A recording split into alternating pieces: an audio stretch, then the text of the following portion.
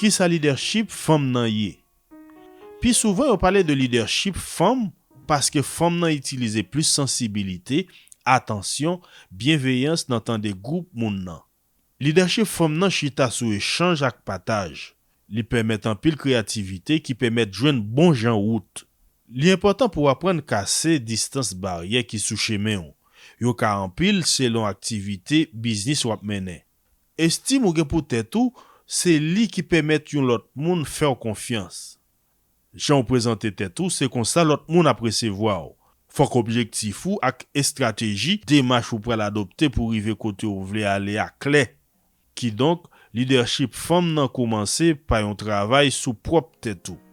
Se rete ou même, égal à ou même, et puis commencer à influencer, prend pied sous l'autre.